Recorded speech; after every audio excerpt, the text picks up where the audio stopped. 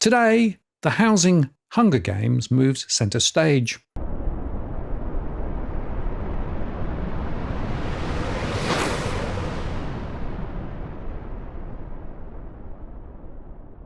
Hello again, it's Martin North from Digital Finance Analytics, web notice post covering finance and property news.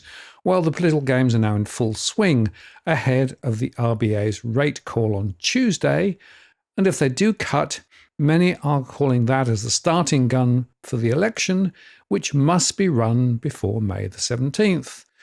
And so no surprise then to see that housing was in the spotlight again over the weekend, as Housing Minister Clare O'Neil announced that Labour would ban foreign investors from buying established homes for the next 2 years, replicating the promise made by Opposition Leader Peter Dutton in his budget reply speech from last May. The Housing Minister said the government had to orientate all of its efforts into securing home ownership for more young Australians. Nice dog whistle right there. As a result, prospective home buyers will face less competition from overseas, as under the government's plan, foreign investors, including temporary residents, such as international students and foreign-owned companies, will be unable to purchase an established dwelling in Australia from April the 1st, 2025 until March the 31st, 2027. The restriction will then be reviewed to determine whether it should be extended. Foreign investors are currently barred from buying existing homes, but are allowed exceptions for some circumstances, like moving to Australia for work or study. And they can still purchase new dwellings to encourage the supply of housing. A carve-out will also be provided for workers on a Pacific visa scheme. The policy includes an exemption also for the development of at least 20 properties. The government will also crack down on land banking by forcing foreign investors who purchase vacant land to develop it within a reasonable time frame. The decision to follow the coalition's housing policy highlights Labour's desire to avoid political fights about housing, with the upcoming election expected to be dominated by debates on which party can best manage the housing crisis. O'Neil on Sunday said the government had been looking at the move for a long time, calling it good public policy. And she said that the ban would likely free up around 1,800 properties per year for local buyers. Labour's announcement contradicts criticism of Dutton's policy when it was unveiled last year. At that time, Treasurer Jim Chalmers dismissed the plan as not thought through.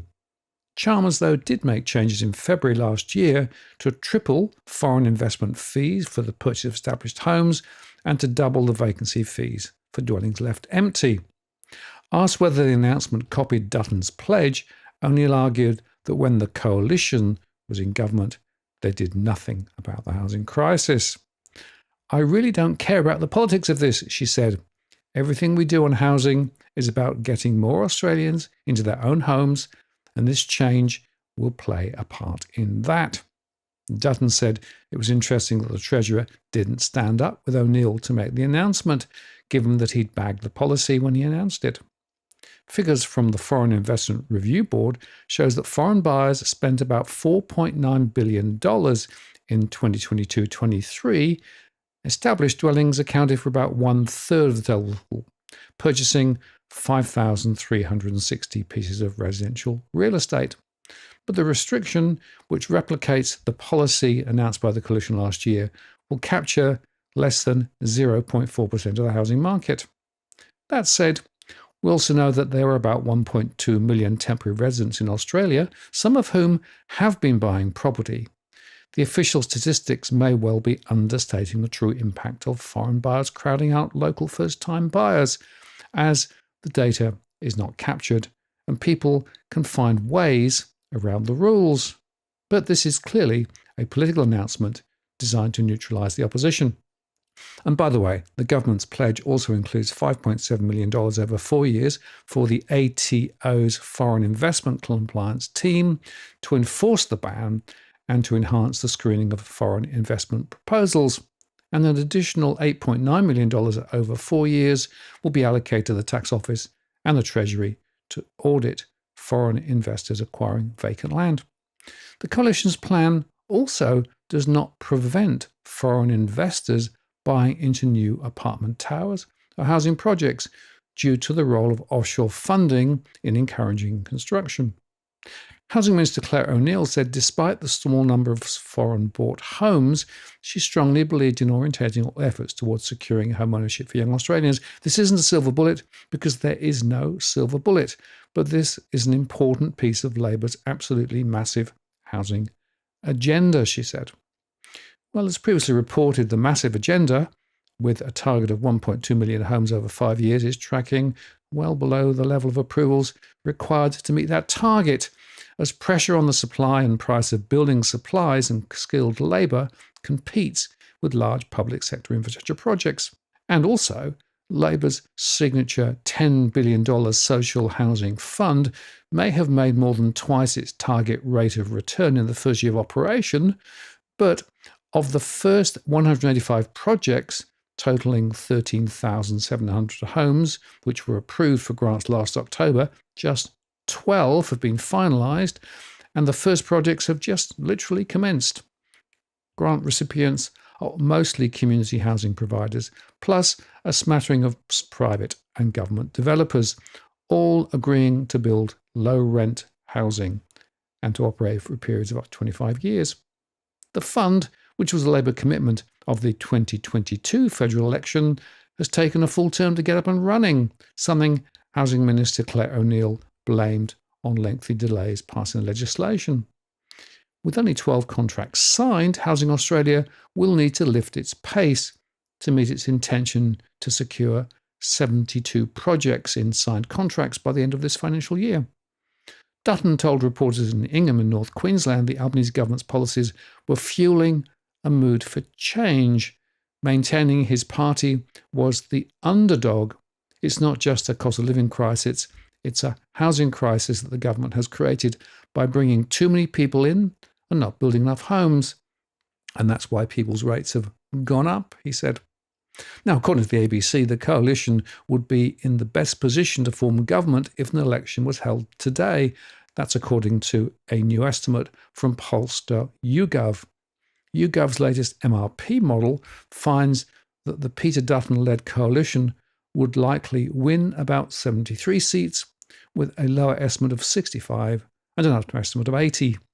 The party needs 76 seats to govern in majority. The model estimates there is a 78% chance of a hung parliament and a 19% chance of the coalition winning a majority. The model is not a forecast election result, but it lays out where the imminent election campaign would most hotly contested. It's based on a poll of more than 40,000 Australians, with the MRP, or multi-level regression with post-stratification modelling, the survey's results across the demographics of all 150 electorates. It produces an estimate of the number of seats each party would win in Parliament. The modelling indicates Labour would hold about 66 seats in the next Parliament, with a lower estimate of 59 and an upper estimate of 72. Such a scenario would see Anthony Albanese trying to cobble together the support of nearly every crossbencher to continue as Prime Minister. Dutton said on Sky News that if the coalition exceeded 72 seats and were a number of seats ahead of the Labour Party, it would be unusual for crossbenchers not to offer his party confidence and supply. Australia's housing, of course, is some of the most unaffordable in the world, and soaring property prices will be a key election issue amid a broader cost of living crisis, especially among young voters who fear they'll never be able to buy a home. In Sydney, housing values have jumped almost 70% over the past 10 years, with the median dwelling price well above 1.2 million Aussie dollars, and rents have also been climbing. And according to Demography, Sydney homes are the world's second least affordable. So there is no surprise then that dissatisfaction with housing in Australia has reached an all-time high last year, and it is an issue which is expected to dominate the general election due by May. These initiatives are a small but important part of our already big and broad housing agenda, which is focused on boosting supply and helping more people into homes, the minister's statement said. Housing is the largest contributor to the rising cost of living in Australia and is set to be a key issue in the upcoming election. The government recently passed housing reforms, including a shared equity scheme and tax incentives for developers to ease cost pressures and to achieve building a target of 1.2 million new homes by 2030. The truth is, of course, that throttling back migration to better match the number of new homes being built and reducing the tax breaks for property investors and also those build-to-rent schemes would have a far greater impact. But then, to remind you again, O'Neil all but said she does not want to see prices fall, which they would need to do if more normal affordability ratios were re-established. So this all adds up to more about announceables than real strategic policy change. Now, if you're buying your home in Sydney's contentious market, you don't need to stand alone. This is the time you need to have Edwin Almeida from Ribbon Property Consultants standing alongside you. Buying a property is both challenging and adversarial. The vendor has a professional on their side. Emotions run high, price discovery and price transparency are hard to find, and then there's the wasted time and financial investments that you make. Edwin understands your needs, so why not engage a licensed professional to stand alongside you? With RPC, you know you have experience, knowledge, and master negotiators looking after your best interests. So shoot Ribbon an email at info@ribbonproperty.com.au, and if you use the promo code DFAWTW/Martin, you can get a 10% discount offer. I'm Martin North from Digital Finance Analytics. Many thanks for watching, and I'll see you again next time.